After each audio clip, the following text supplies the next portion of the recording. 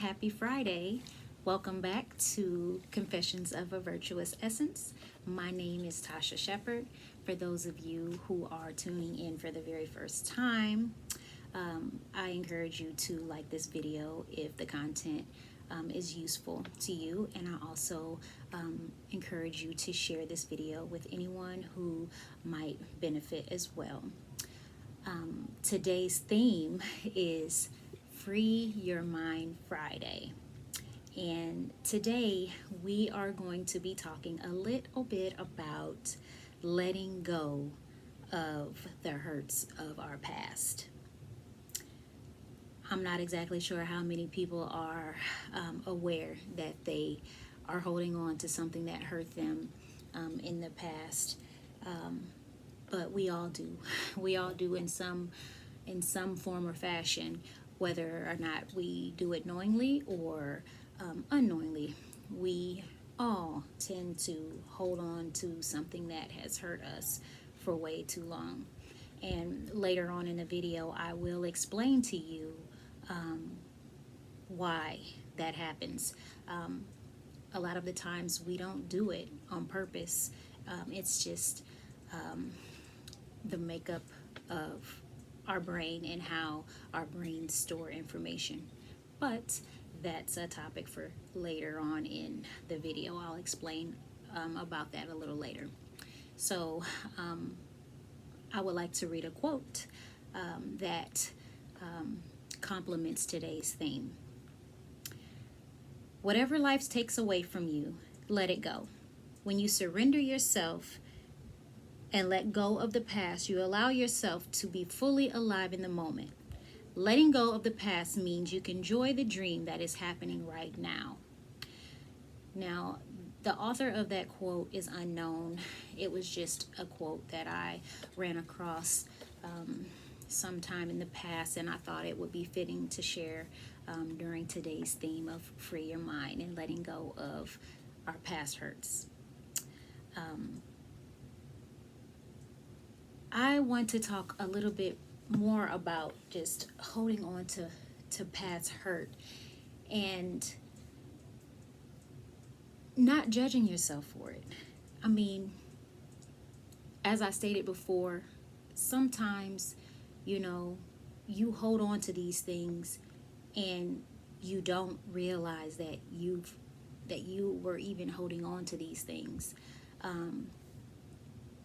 Just depending on your lifestyle and your upbringing, depending on how traumatic, your living situation was, you kind of just kick into a survival mode, so to speak, and you live as though you are still trying to survive the situation in which you were brought up in. So I just want to tell you that it is okay if you are, still holding on to past hurts. I still do it myself. In my relationships, I see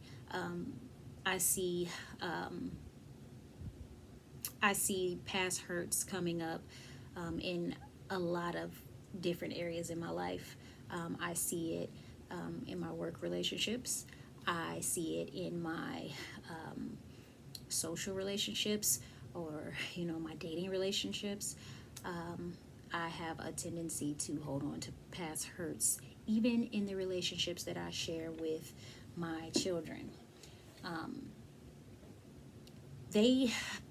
Past hurts, they tend to affect us more than we realize. All right, so with that being said, I referenced the fact that holding on to past hurts was not as a result of us trying to hold on to these things. It was through me doing some research, trying to figure out, why I do some of the things that I do, why I react in certain ways, in certain situations, that I found that depending on the severity of the trauma impact of the situation, our brains tend to move the memories of those events directly to our long-term memory, whereas any other experience or event that happens in our life, it first starts in the short-term memory where our brain has time to process the situation and the emotions attached to it, and our brains decides whether or not we need it for our survival later, or not, and then it purges the memories of that event that happened right from the short-term memory. So that's not the case with seriously traumatic events that happen in our lives. Those traumatic events and the negative emotions that are attached and tied to them are directly pushed into our long-term memory, which causes our brains to not really analyze the events or the experience correctly. Thus, we keep revisiting these negative side effects of these the emotions of these traumatic events, which causes them to reoccur sporadically. So yes, I was actually shocked when I heard that information, but it made so much sense to me. It also allowed me to be able to really think about some of the traumatic experiences that I faced in my life, and it gave me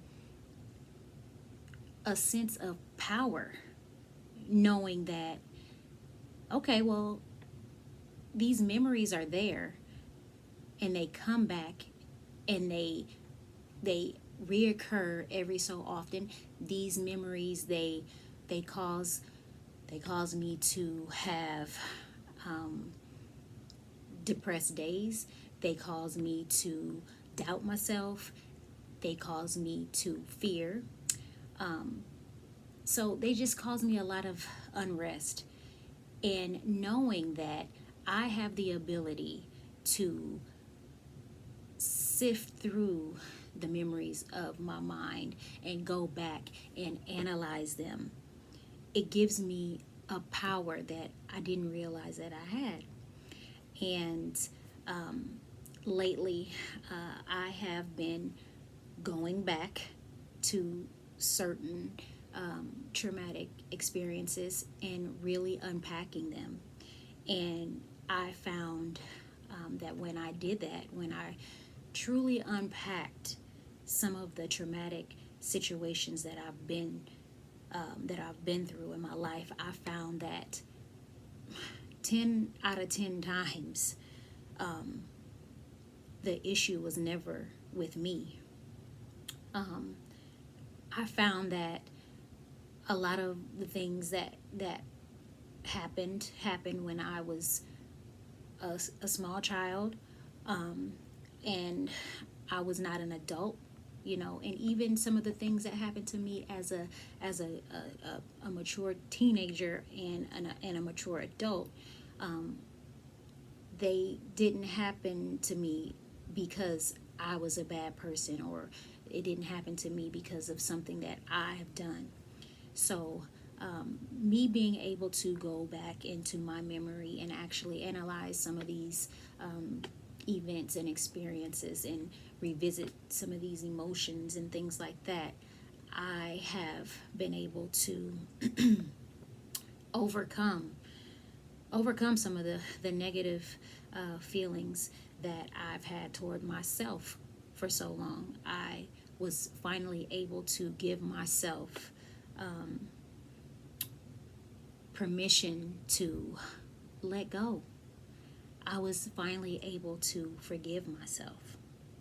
So I want to reiterate in this video that you all have the power to choose what defines you, what past experiences define you. You have the ultimate power to choose. And I'm going to tell you, if you've been through some things that made you question your self-esteem, your self-worth, your ability to be successful, I'm going to tell you that 9 times out of 10, it was nothing that you did that made you question that. It had everything to do with someone else in the situation. Now, I'm not saying in all cases that is the case, okay? I said 9 times out of 10. So there is a chance that you may need to change something about you as well. We are all human. We are not perfect. We all make mistakes.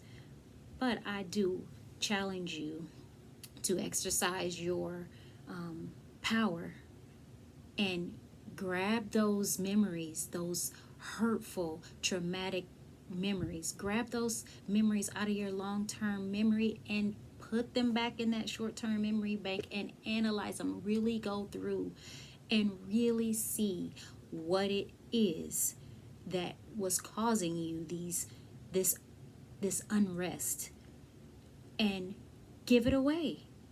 Throw it away. Get rid of it. It's not yours anymore. All right. So with that being said, there are 3 important questions. So when you go in your mind and you revisit these traumatic experiences that have haunted you for so long, when you have sifted through all of those things and you understand what it is that was happening, you can ask yourself 3 questions to continue on this journey to healing. All right, question number 1. Question number 1 is, what were you holding on to? What were you or what are you still holding on to that you need to let go? Because we just agreed that holding on to it, it's not hurting anyone but yourself. Question number 2 is, why are you still holding on to these things? Why are you still holding on to these things? And question number 3 is, what are your short-term goals for letting these things go and finally moving forward with your life, living the life that you were created to live? Now, I welcome you to answer these questions down in the comments if you feel comfortable. If not, just ponder them, journal them, let them be a journal prompt for you today. But as you are thinking on these questions, part of my healing is finally releasing these things out into the universe. So I have thought about these questions, and I'm going to answer them right now in front of you. I will never ask you to do anything that I wouldn't do. So the first question is, what are you holding on to that you need to let go? So throughout this process of me trying to figure out who I am and why I do the things that I do, I found that I am still holding on to some very toxic, negative images of me that was projected onto me by someone else. Now, throughout my journey, my healing journey, I grew to understand that when someone projects negativity onto you, it's never about you. It's never about you. It's a reflection of how that person feels inside. I am a woman who grew up in a very toxic home environment. Um, we weren't the we weren't I'm sorry. I have kids and they needed me. So I do believe that I was at the part when I was telling you about my upbringing. So I I wasn't raised in the nicest of an environment. Now, I wasn't completely poor. I didn't want for anything. I wasn't neglected, but I grew up pretty much in poverty. You know, my parents, they tried their best to do what they could do, but you know, um, the way of the world, you know, you have the haves and then you have the have-nots. But because I grew up a black woman raised in a black family on the the poor side of town, um, that in itself comes with its struggles. Okay, some of my family members, they did have some mental health issues, as we all do, growing up in a poverty situation. It has some effects on you, when you can't do the things that you want to do for your family or whatever else. But I'm saying that to say, sometimes the weight of your parents are the weight of your parents is poured down onto you. All right. Sometimes parents, they don't realize that they are projecting their fears onto their children, and that's pretty much what happened to me. I do realize that parenting does not come with a rule book or a manual, so I am not bashing my parents. I am not hating them. I'm not a hater of my parents. I love my parents to death. Now that I'm a parent and I see things, I understand, how things could have gotten so rough, for them. And I just have a heart full of empathy for my parents. So that was, one thing, I had some weight from my parents put on me at an early age.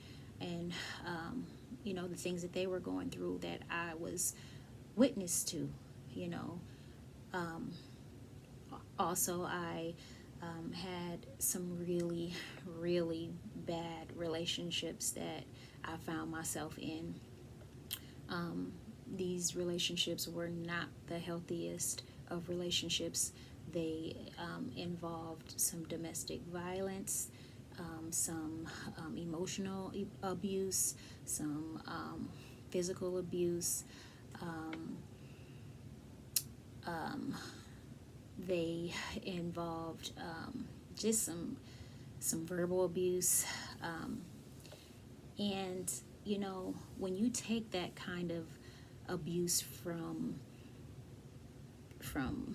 an early age, you start to believe that all these negative projections were yours. So in my situation, I took on those negative projections as my character traits, and I began to have low self-esteem. I began to become very fearful and afraid to be my true self. I became very depressed. My first bout of depression began at age 12. I want to say I had a panic attack around 12. Was my first panic attack. I started to rebel and just give up. Like, I just started believing the things that I was hearing. I started believing that I was worthless, that I was never going to be successful, that I couldn't learn as well as my siblings could. I believed that for so long. And so those are the things that I was holding on to for so long. And in my dating relationships, I definitely held on to the projection of I wasn't good enough, because, I felt because I was, talked to the way that I was talked to, or I was degraded in the manner in which I was degraded, I was cheated on, and, all these other things, I grew to believe that I wasn't worthy of love. So that was another one. I don't think I'm any different than anyone else. I have a lot of different things that I struggle with, not because of me. When I was younger, I used to think that I could change the world, and I still feel that way now. I'm coming back into that, but I would just picture myself as a savior. I wanted to save all, the little kids or girls like me that were experiencing some things that they couldn't talk about. Like, I wanted to go in and just swoop up all the girls, and we would just run away and just live a happy life together. So, yeah, somewhere along the way, I began to get weighted down by all these things I couldn't let go. So the next part of the question is, why are you still holding on to these things? Well, I held on to these things for so long because I just got comfortable, I guess. I adopted these things as my own. I adopted them as my own, and I began to live up to the projections that were given to me. Like, I believed that I wasn't worthy. I started to believe that I could only be so successful. I started to believe that I was this horrible person that just needed to accept what was given to me. And it wasn't until I found the power of that tidbit of information about truly unpacking, going back to these experiences and realizing that it had nothing to do with me. Like, that's like allowing someone to come and dump trash in your yard, and you just keep allowing it, keep on welcoming it. It's like you telling the dump truck to come on, keep dumping on me. No, it's time to get rid of that garbage that does not belong to you. And it wasn't until I finally realized that, and it's so simple now that I think about it. It is so simple. It wasn't until I'd done that kind of work where I was able to move forward and be free from those ugly things that kept me bound for so long. Okay, so the last part. What are your short-term goals for letting go and moving forward? So, I have two main short-term goals that I plan to implement that I've started already. I am starting to live more in the moment, And I'm starting to be more aware of my daily successes, the things that I do get right in a day.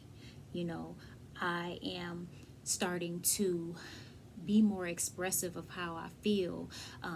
I am starting to be more confident. Making these videos, it's a step toward my short-term goals of coming out and being the true light that I knew so long ago that I was. All right, and then my second short-term goal is I am I am starting to be more intentional about setting and keeping personal boundaries, healthy boundaries. I am starting to speak up and say, hey, no, I don't like that. I don't like what you said. I don't like how it makes me feel. You cannot, if you're going to speak to me like that, I'd rather not speak to you, you know. In the past, when I was holding on to all these negative views of myself, and I believed the lie that was given to me, projected onto me by all these other people, I had become a people pleaser. So I was terrified to upset people. So I would just say yes to everything, whether or not it made me happy or not. So that didn't serve me well at all. I just felt overworked. I felt tired, depressed, and defeated when I did that. So nowadays, now that I'm taking my power back, I am more intentional about setting healthy boundaries, and that is at work, that is in my personal relationships, that is with my kids, and that is with anyone else. Whoever else comes into my personal space, they will be met at the door or in my little comfort zone, in my area of proximity with my boundaries. So, so yes, I'm intentional about saying no. I am intentional about not doing something if I don't want to. If it does not sit right with my spirit, I say no. And that's it. And I no longer feel bad about it.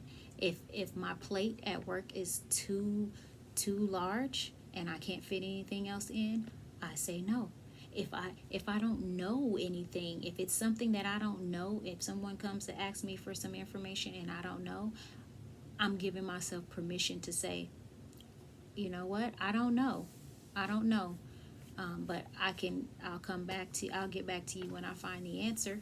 You know, I'm giving myself permission to not always have the answers and not be so quick to say yes. That's all a part of setting healthy boundaries. And I'm going to tell you, I've only been living this way for, I'm going to say just like a couple of weeks. But I have seen my life turn around dramatically. I have started a personal blogging site where I'm starting back writing. I used to love to write. So I picked the pen back up, and I have my personal blog site, which is confessionsofavirtuousessence.com. You can go and check out some of my work. I have created a private Facebook page called Confessions of a Virtuous Essence, where I talk about some of these things in a private setting, and I welcome the members to be as transparent and vulnerable as they want to be, and I engage right there with everyone else. Like I said, I don't do anything I don't ask you to do anything that I wouldn't do. I engage right there in the comments, and I'm very transparent, open, honest, vulnerable. I feel like you have to be to come into your true essence of who you are. So so I did that. It is my hope that through this channel, someone can find the help that they need. Someone can find the strength and the courage to get out from underneath the weight of all the negative projections that were given to you by someone else that you didn't ask for. Again, I would like for you to let me know what you think in the comments. And also, feel free to leave me a comment and ask me to, speak about a different topic. Give me some topics of discussion that you would like to see discussed here on Confessions of a Virtuous Essence.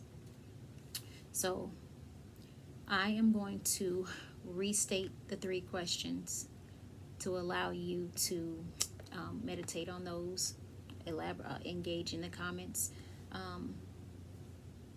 around them, or maybe you might want to journal about them. So the 3 questions, the 3 most important questions that will kickstart your healing or your process to letting go of the negative experiences of your past. Question number 1, what are you holding on to that you need to let go? Number 2, why are you still holding on to these things? What's keeping you attached to those things? And number 3, what are your short-term goals to letting those things go and finally moving forward with your life? All right, so I hope you find the peace that you need in your heart. It is my prayer, my wish for you all to finally let go of these things that do not serve you, that were not yours in the first place. You are so loved. You are special.